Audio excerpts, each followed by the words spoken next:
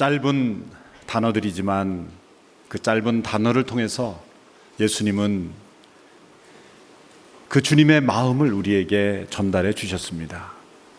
그 주님의 마음이 얼마나 하나님의 사랑으로 가득해 있는지, 또 아버지의 뜻을 이루기 위해서 얼마나 순종하셨는지, 또 그리고 우리를 향한 그 사랑이 얼마나 깊고 놀라운지, 우리의 죄가 얼마나 흉악하고 또 처참한 죄인지 예수님은 그 7마디의 말씀을 통해서 주님의 마음 그리고 우리의 죄악을 보여주셨습니다.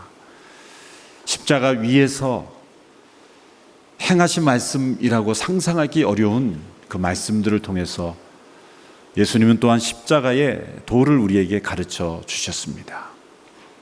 우리의 인생의 마지막 때, 언젠가 우리가 죽음 앞에 서게 될 그때에 우리가 남기는 그 말 한마디 한마디가 하나님께 대한 깊은 사랑의 고백이 되기를 축원합니다. 또 우리의 인생을 구원하신 주님께 대한 사랑의 고백이 되기를 축원합니다. 그리고 우리가 얼마나 우리 주님의 십자가가 아니었다면 한순간도 살아갈 수 없는 죄인이었다라는 진실한 고백을 주님 앞에 드릴 수 있게 되기를 바랍니다. 사람은 죽을 준비가 되어 있지 않으면 살아갈 준비가 되지 않은 것입니다. 우리 주님께서 남기신 7마디의 말씀이 복음의 진리 하나님의 그 사랑을 우리에게 보여주신 까닭은 주님께서는 이 세상에 언제나 죽음을 향하여 나가고 있었기 때문입니다. 인간의 모든 질고를 대신 지고 아버지의 뜻을 좇아 구원을 이루시는 그 놀라운 그 죽음을 향하여 언제나 나아가셨기에 우리 주님의 삶은 언제나 진정한 삶이셨고, 또 죽음 직전에 남기신 이 말씀을 통해서 우리의 영혼을 새롭게 하시는 능력이 있는 줄로 믿습니다. 그러나 실로 우리는 우리의 죽음을 준비하지 않습니다. 언젠가 그 앞에 서게 될 죽음이 마치 우리에게는 오지 않을 것처럼 부인하며 살아가는 모습입니다. 어떤 사람이 한 묘지에 있는 묘비를 지켜보고 서 있었습니다. 그 묘비에는 이런 글이 써 있었다고 합니다. 나도 언젠가 당신처럼 다른 사람의 묘비를 보고 있었어. 그 사람이 어처구니 없어서 피식하고 웃으니까 그 다음 문장이 이런 문장이었습니다. 나도 그렇게 웃었었어. 너무 웃겨서 또 한 번 웃으니까 나도 당신처럼 죽음이 올지 않을 줄 알았어.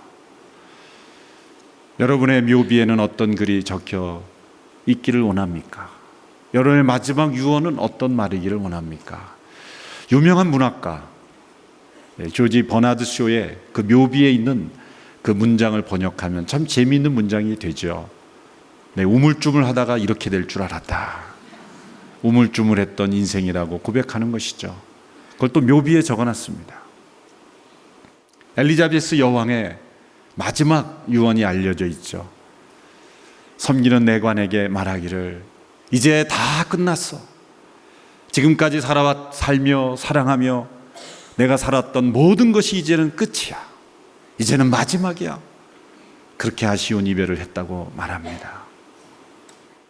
그러나 우리 주님의 이 마지막 말씀을 보면 아쉬움과 후회와 여한이 없는 이제 다 끝났어.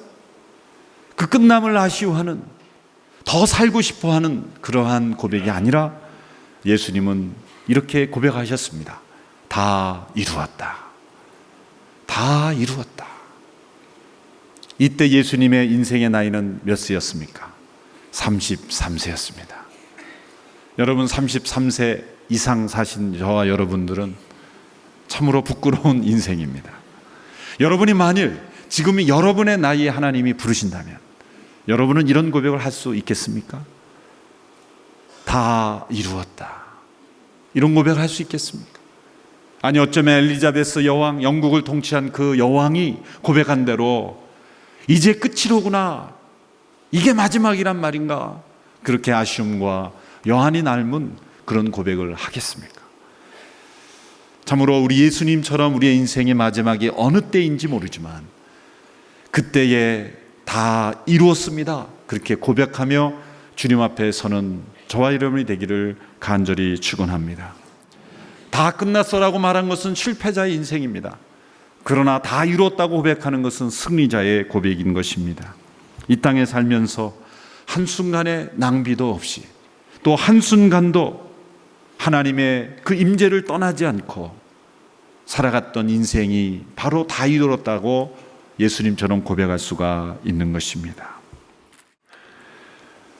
십자가에서 죽으신 예수님의 마지막 말씀들을 보면 죽음을 준비하셨던 삶, 어떻게 살 것인가 보다 어떻게 죽을 것인가를 더 진지하게 준비했던 삶, 그러한 삶이야말로 진정한 삶을 살 수 있다는 것을 우리에게 가르쳐주고 있습니다.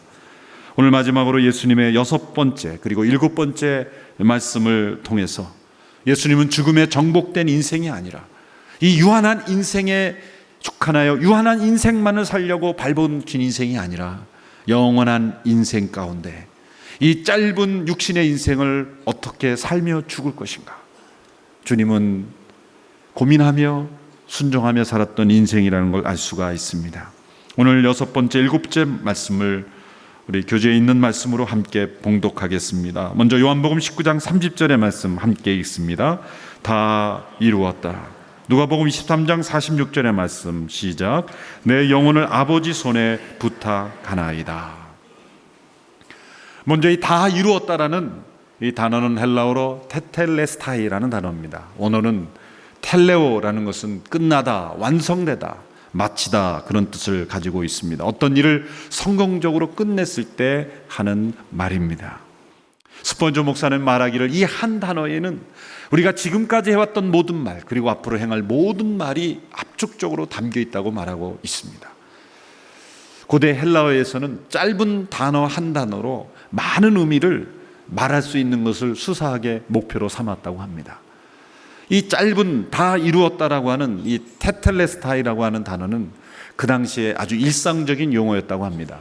그래서 많은 사람들이 누구나 알 수 있는 단어이지만 상황과 어떤 문화에 따라서 다르게 적용될 수 있는 여러 가지 의미를 내포하고 있다고 합니다. 먼저 첫째로 이 단어는 그 당시에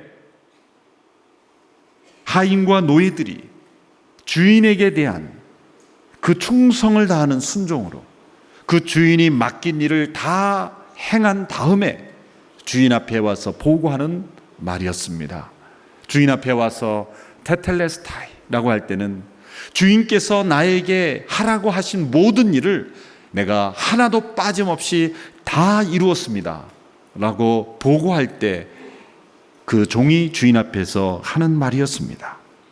예수님은 하나님의 아들이셨지만 그 하늘에 하나님의 본체셨지만 그 영광을 버리시고 종의 형체를 입으심으로 죽기까지 낮아지심으로 그분은 고난받는 종으로서 아버지께서 맡기신 모든 일을 다 이루셨던 종이었습니다. 요한복음 17장 4절에 예수님은 아버지 앞에 기도하며 이렇게 고백하셨습니다. 같이 한 목소리를 읽겠습니다. 시작. 나는 아버지께서 맡겨주신 일을 다 완성해 이 땅에서 아버지께 영광을 돌려드렸습니다. 예수님의 삶의 목표는 아버지의 뜻을 이루는 것이었고 예수님의 양식은 바로 아버지의 뜻을 행하는 것이었습니다. 요한복음 4장에 보면 사마리아 한 여인을 만나는 가운데 그 여인과 대화를 나누시다가 이제 제자들이 되돌아와서 왔을 때 예수님께서 하신 말씀이 있었습니다. 그 말씀 무엇입니까? 나의 양식은 나를 보내신 이의 뜻을 행하며 그의 일을 온전히 이루는 것이다. 예수님은 하나님의 뜻을 행하는 것을 양식으로 삼으셨던 인생이었습니다. 매일매일 아침부터 잠자리에 들 때까지 예수님의 모든 관심은 아버지의 뜻이 무엇인가, 이 상황 속에서 나에게 아버지께서 원하시는 일은 무엇인가, 그러한 인생을 33년의 인생을 사심으로 예수님은 요한복음 17장에서 이렇게 기도하실 수 있었던 것입니다. 아버지께서 내게 하라고 하신 모든 일을 다 이루어 아버지께 영광을 돌려드렸습니다.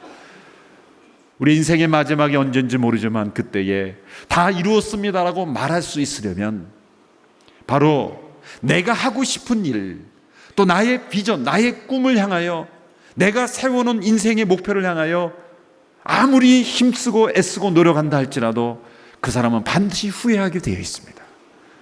내가 세운 목표만으로는 우리의 영혼을 만족시킬 수 없기 때문입니다. 하나님께서 나에게 하라고 하신 일을 해야 우리는 하나님 앞에 서게 될 때에 후회가 없는 고백으로 다 이루었습니다라고 고백할 수 있을 것입니다. 내가 세운 목표보다도 하나님이 나에게 주신 일을 더 구하고 찾고 그 일을 향하여 집중하는 우리의 인생이 되기를 주님의 이름으로 축원하는 것입니다. 둘째로 이 테텔레스타이라는 단어는 성전에서 제사장들이 자주 쓰던 단어였습니다. 그것은 많은 백성들이 성전에서 제물로 드려지는 그 제물이 과연 흠이 있느냐 없느냐를 레위인들과 제사장들이 판별했습니다. 그 제물이 흠이 없이 제물로 드려지기에 합당하다고 여겨지고 확인되었을 때 그 제사장들이 도장을 찍어줄 때 그 도장에는 테텔레스타이라는 직인이 찍혔습니다. 그것은 흠이 없다, 완전하다, 합당하다, 하나님 앞에 제물로 드려지기에 흠이 없는 제물이다라는 건 확인증이었습니다. 우리 예수님께서 다 이루었다라고 말씀하실 때 그것은 예수님이 흠이 없고 점도 없는 화목 제물로, 속죄 제물로 우리를 대신하여 드리기에 합당한 제물로서 우리의 죄를 대속하셨다는 것을 고백하는 것입니다. 예수님과 늘 함께 지냈던 베드로를 통해서 1장 19절에서 이런 고백을 주셨습니다. 오직 흠도 없고 점도 없는 어린 양 같은 그리스도의 보배로운 피로 된 것입니다. 예수님을 가장 가까이 모셨던 베드로의 고백입니다. 예수님을 신문했던 빌라도도 3번씩이나 예수님은 무죄하다라고 고백했죠. 심지어는 예수님을 배신한 가룟 유다까지도 내가 무죄한 피를 흘렸다라고 자책했습니다.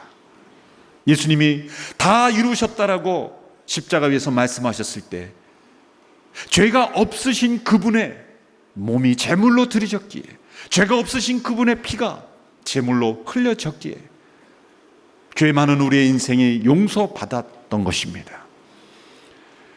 죄는 예수님을 십자가에 못 박았습니다.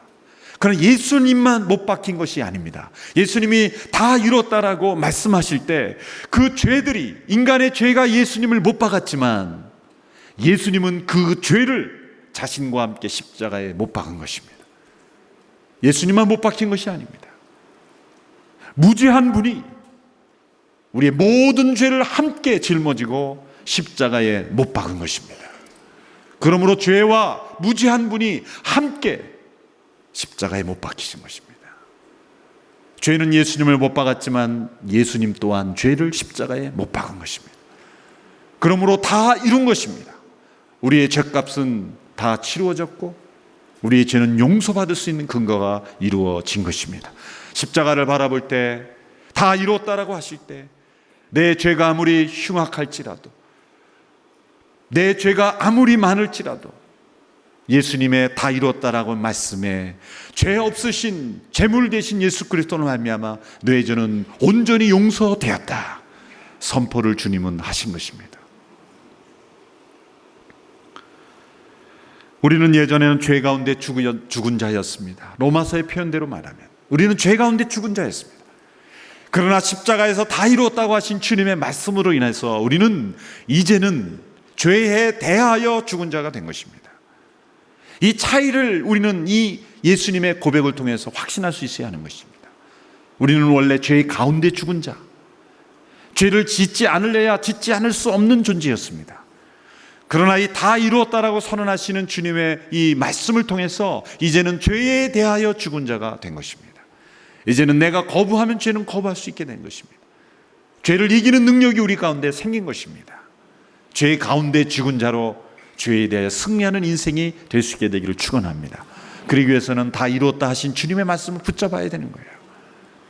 예수님이 그 죄를, 나의 죄를 십자가에 함께 예수님과 함께 못 박았기에 나는 이 죄에 대해서는 노, 아니오라고 말할 수 있게 된 것입니다. 다 이루었다라는 말씀이 의미인 것이죠. 세 번째, 이 테텔레스타이라는 단어는 예술가들이 자주 사용했다고 합니다. 예술가들이 자신이 만든 작품을 다 완성했을 때 한 걸음 뒤에서 그 작품들을 바라보면서 만족할 때 테텔레스타이라는 단어를 썼다고 합니다. 하나님이 창조하신 이 세상은 하나님께 만족이 되었습니다. 하나님이 이렇게 말씀하셨습니다. 좋았더라. 인간을 창조하실 때는 힘이 좋았더라. 하나님이 만드신 모든 것은 완전했습니다. 그러나 인간이 하나님을 배역했을 때 하나님의 세계에 혼란이 왔습니다. 하나님 인간들에게 율법을 주심으로 하나님의 뜻을 가르쳐 주셨습니다. 구약의 많은 제도와 상징과 약속과 예언을 통해서 하나님이 창조하신 세계가 이렇게 혼란한 상태로 끝나지 않을 것을 말씀하셨어요. 예수님의 십자가로 인해서 하나님이 새로운 창조를 우리에게 허락하셔서 구약의 모든 불완전해 보이는 그 모든 약속과 예언과 제도와 율법이 그리스도 안에서 다 이루어졌다는 선언을 주신 것입니다. 하나님이 만드신 것은 결코 불완전하게 끝나는 법이 없어요. 율법도 마찬가지입니다. 우리는 율법과 은혜라는 그 대치 구도를 통해서 자꾸 율법은 나쁜 것이라고 생각하는데 그렇지 않습니다. 율법이 그리스도 안에서 이루어진 것이므로 예수 그리스도의 십자가 없이 우리가 구약의 율법을 읽으면 그건 한 시대에 속한 유물에 불과하게 되는 겁니다. 그러나 예수 그리스도의 십자가에 그 십자가를 붙잡고 십자가의 렌즈로 율법을 바라보게 되면 그 율법은 오늘날에도 여전히 우리 안에 역사하는 하나님의 능력이 되는 것입니다. 십자가를 떠나서는 그 율법은 우리에게 정죄만 가져다 줄 뿐이에요. 구약에 나오는 모든 제도, 그리스도의 십자가의 렌즈가 없다면 모든 제도는 한 시대의 유물에 불과한 것처럼 보일 수밖에 없습니다. 그러나 그리스도의 십자가를 통해서 그 구약의 모든 제도와 문화를 살펴볼 때 그것은 너무나 아름다운 하나님의 마음과 하나님의 세계를 완벽하게 우리에게 보여주는 하나님의 방법, 하나님의 완전하신 새로운 창조가 되는 것이죠. 예수님께서 다 이뤘다라고 말씀하셨을 때 하나님이 만드신 우리에게 주신 그 율법을 완성하시며 그 주님의 십자가 안에서 하나님의 율법이 온전히 이루어지게 되는 것이죠. 누가복음 24장 44절에서 예수님께서 부활하신 후에 제자들에게 이렇게 말씀하셨습니다. 함께 읽어보겠습니다. 시작. 예수께서 그들에게 말씀하셨습니다.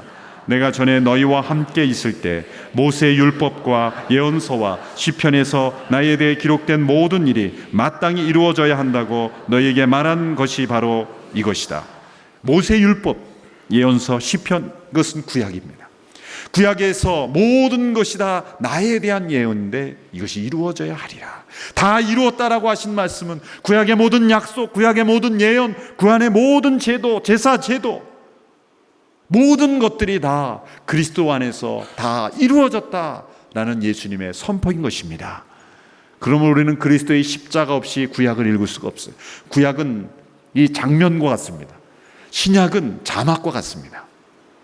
만약 여러분들이 언어를 모르는 외화를 본다고 할 때 자막에 해석이 없으면 분명히 대충 내용은 알 것 같은데 모릅니다. 근데 자막은 있는데 장면이 없으면 리얼하게 다가오지가 않아요. 그래서 이 화면과 자막을 함께 읽어야 되는 거죠. 구약은 화면이고 신약은 자막과 같은 거예요. 그리스도의 십자가가 그 모든 구약의 역사를 해석하고 완성시키는 것입니다. 하나님이 이끌어왔던 모든 하나님의 역사의 완성, 이것이 바로 그리스도의 십자가인 것입니다. 다 이루었다. 예수님이 역사를 완성하신 거예요. 이 모든 세상의 역사를 완성하시고 새로운 창조의 역사를 여시는 열쇠, 이것이 바로 십자가인 것입니다. 네 번째로 이 테텔레스타이, 다 이루었다라는 단어는 상인들이 비즈니스에서 주로 사용한 용어입니다. 상인들은 언제 이 용어를 사용했을까요? 빚을 다 갚았을 때, 은행에서 돈을 빌려 쓰다가 빚을 다 갚았을 때 그 영수증에 적혔던 단어가 테텔레스타이, 다 갚았다라는 뜻입니다. 예수님의 십자가의 죽음은 어떤 죽음입니까? 우리가 죄에 빚졌던 모든 빚을 다 청산하고 갚아주시는 사건이라는 뜻입니다. 여러분이 책상의 서랍에서 갑자기 영수증이 발견됐어요. 여러분이 졌던 빚에 대한 모든 빚을 청산했다라고 은행에서 써준 영수증이 발견됐어요. 그런데 그 영수증을 붙잡고 벌벌 떠는 사람 없습니다. 거기에 적힌 빚의 액수를 보고 놀라는 사람 없습니다. 왜? 마지막에 테텔레스타이 다 갚았습니다라는 그 도장이 있기 때문에 그 영수증 우리에게 평안을 주고 안식을 주고 그리고 확신을 주는 것이죠. 예수님이 다 이루었다라고 말씀하심으로 너희의 모든 죄값은 다 치루어졌다, 너희들은 자유다라는 예수님의 선언을 주신 것입니다. 그 당시에는 많은 사람들이 경제가 어려워지면 다른 사람의 가정의 종으로 살았습니다.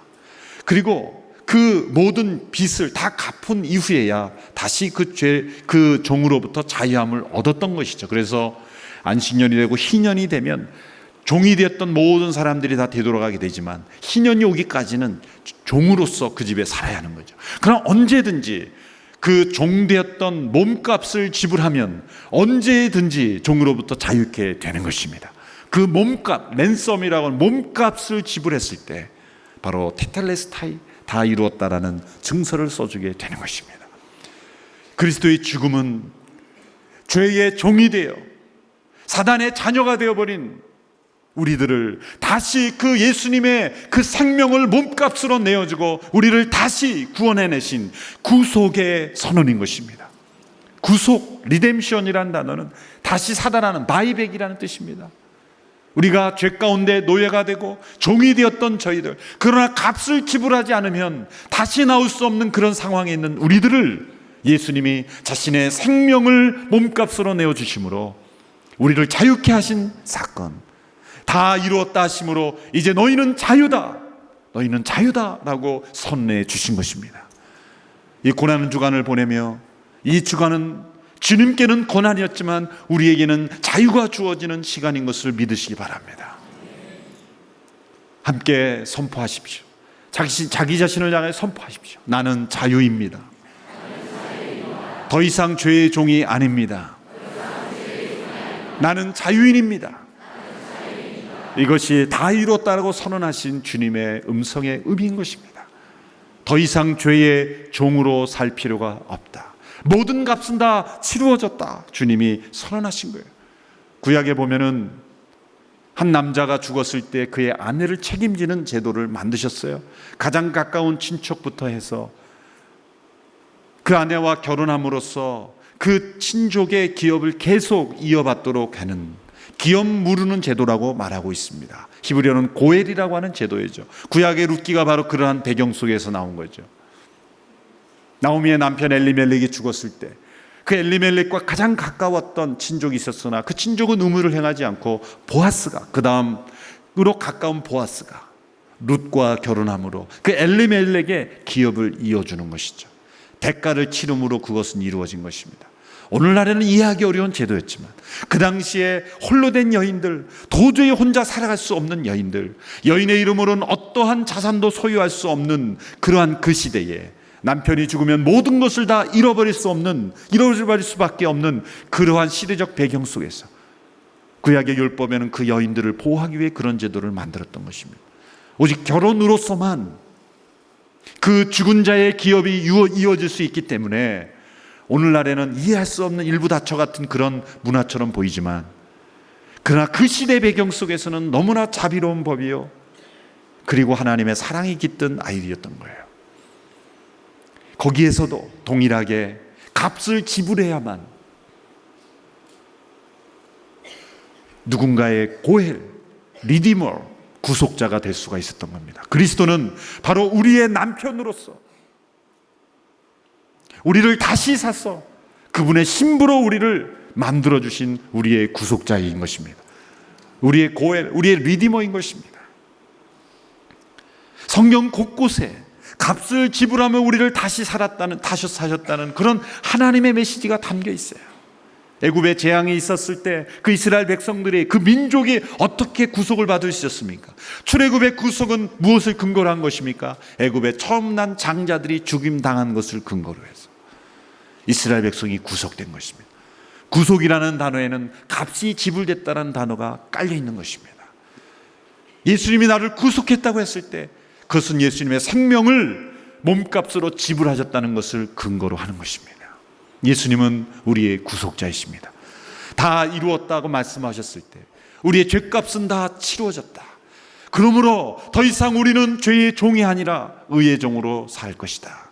주님은 우리에게 선언하고 계신 것입니다.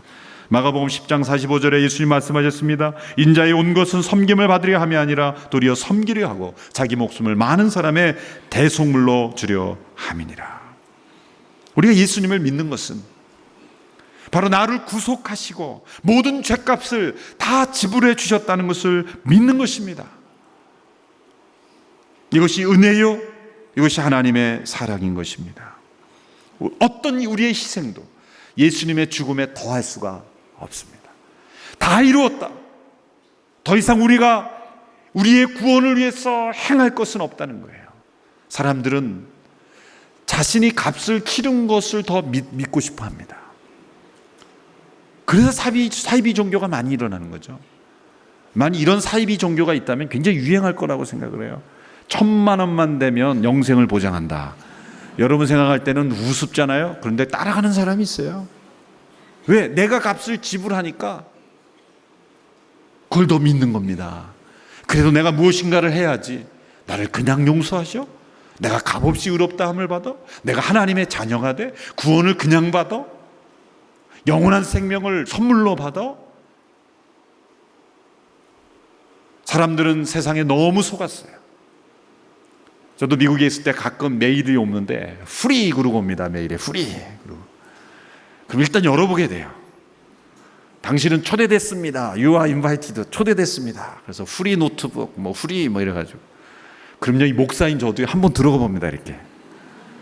그럼 뭔가 요것만 정보를 제공하면 프리. 또 넣습니다.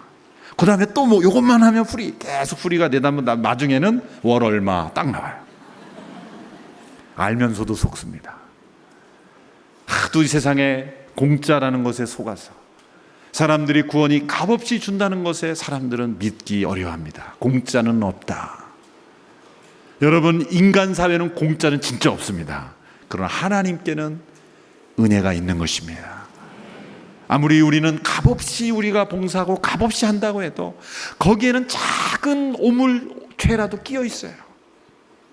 정말 얼마나 우리가 자손을 기쁘게 합니까? 그런데 신문에 얼굴이 작게 나오면 속상해요. 나는 이만큼 냈는데 요만하게 났을까? 괜히 속상한 거예요. 훌륭한 일을 하고도 우리는 죄를 짓는 거예요. 그렇지 않습니까? 물론 무명으로 아름답게 하는 분을 제가 욕되게 하는 것은 아닙니다. 우리의 선행에도 작은 죄들이 숨어 있어요. 하나님의 은혜를 믿기 어려워하는 것입니다. 당신의 죄가 예수 그리스도의 십자가로 온전히 용서되었다는 걸 받아들이기 어려워하는 거예요.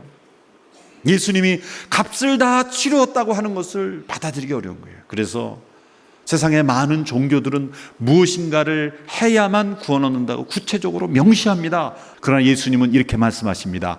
Done. 다 이루었다. 다 이루었다. 예수님은 하라라고 말씀하지 않았어요. 다 이루라라고 말씀하지 않으셨어요.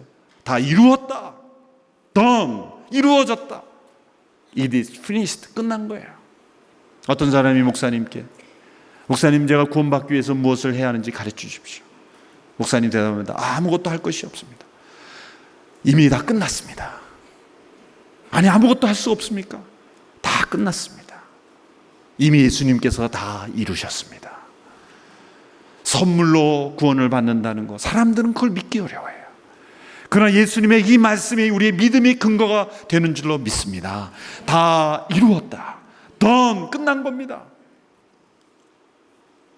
선물은 어떻게 받아야 합니까? 기쁘게 받아야 됩니다.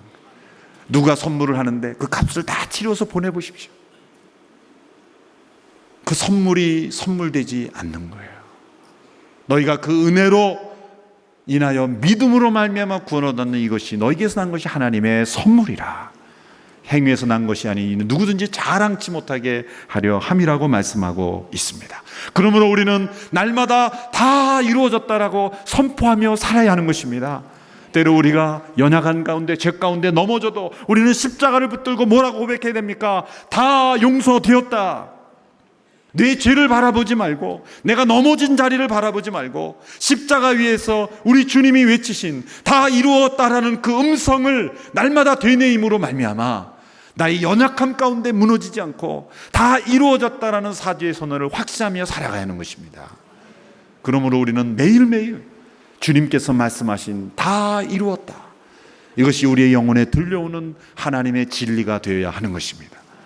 연약하고 쓰러지고 넘어져도 우리가 다시 일어날 수 있는 힘은 이 다 이루었다라는 주님의 마지막 선언이 있기 때문에 우리는 다시 일어설 수 있는 자가 되는 것입니다.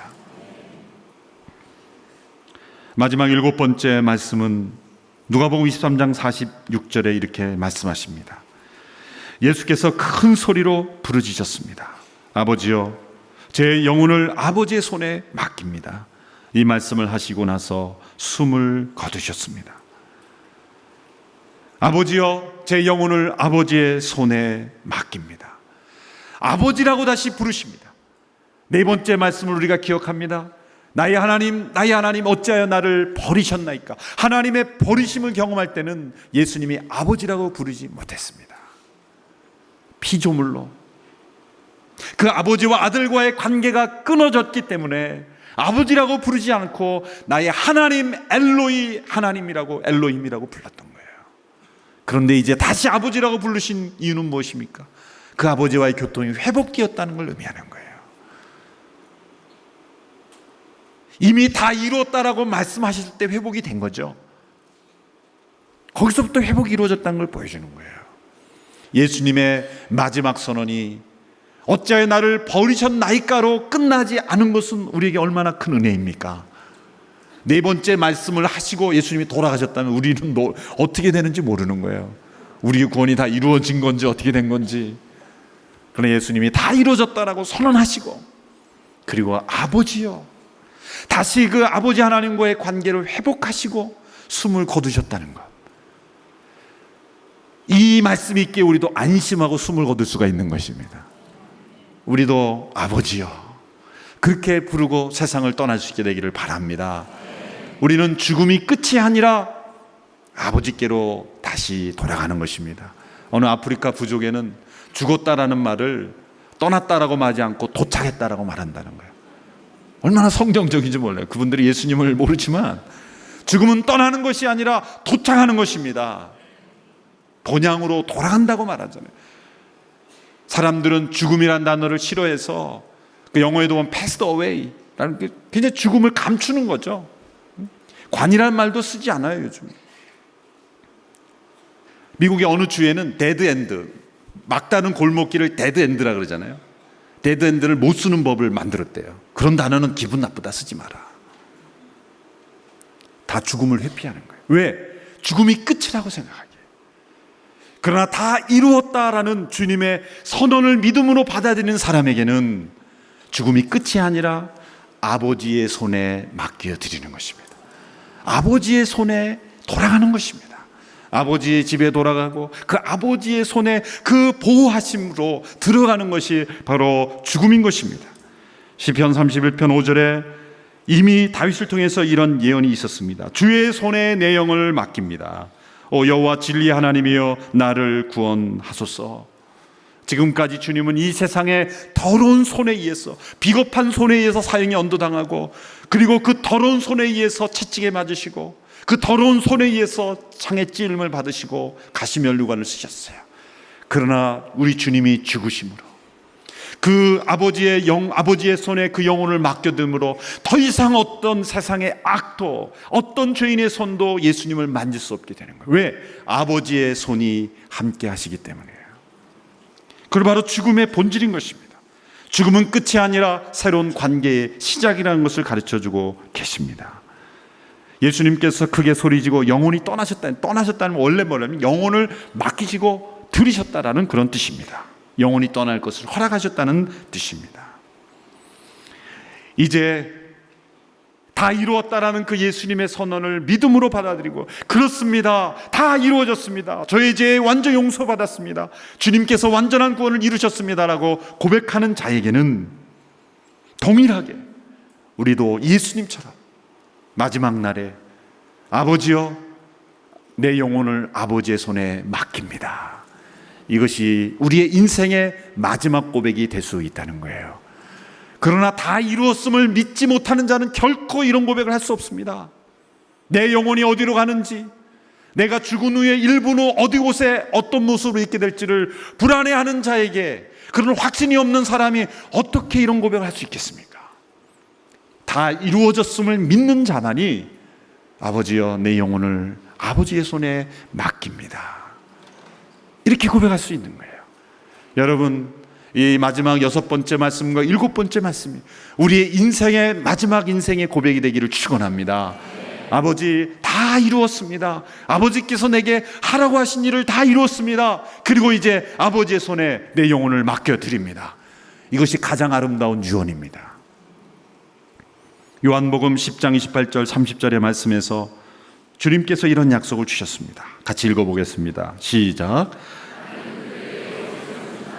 그들은 영원히 멸망하지 않을 것이며 어느 누구도 내 손에서 그들을 빼앗을 수 없다. 그들을 내게 주신 내 아버지는 모든 것보다 더 크신 분이다. 어느 누구도 그들을 내 아버지의 손에서 빼앗을 수 없다. 나와 내 아버지는 하나다. 여기 신비로운 두 개의 손이 나오죠. 하나는 주님의 손입니다. 어느 누구도 내 손에서 그들을 빼앗을 수 없다. 그리고 또 한 손이 나옵니다. 어느 누구도 그들을 내 아버지의 손에서 빼앗을 수 없다. 두 개의 손이 나와요. 아버지의 손과 주님의 아들의 손이 하나가 된 것입니다. 그 아들의 손과 아버지의 손이 하나가 된 그 손에 우리가 붙들려 있다면 그 누구도 우리의 생명을 빼앗을 수 없는 것입니다. 이것이 우리에게 약속된 것이 바로 다 이루었다는 선언인 것입니다. 그러므로 우리의 죽음은 세상을 떠나는 것이 아니라 아버지의 손과 아들의 손에 도착하는 것입니다.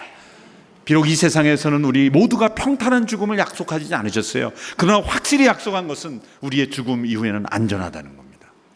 안전한 죽음을 약속하셨습니다. 죽음이 다가올수록 우리는 십자가가 더욱 절실해져야 하는 것입니다. 그 십자가를 붙잡을 때 우리는 죽어도 죽은 것이 아니기 때문입니다. 만일 우리의 영혼이 그 아들의 손과 아버지의 손에 보호를 받지 않는다면, 다 이루어졌음을 믿지 못한다면 그 아버지의 손은 심판의 손이 될 것입니다. 보호하시는 아버지의 손에 부탁하겠습니까? 아니면 심판하시는 아버지의 손에 심판을 받으시겠습니까? 그 갈래길은 단 한 가지, 다 이루었다라고 하시는 주님의 선언을, 그렇습니다 주님, 나를 위해 다 이루어 주심을 감사합니다. 그 십자가에서 내가 함께 죽었음을 고백합니다. 나의 구원이 온전히 이루어졌음을 믿고 의지하는 자에게는 그 아버지의 손이 보호와 안전의 손이 되는 줄로 믿습니다.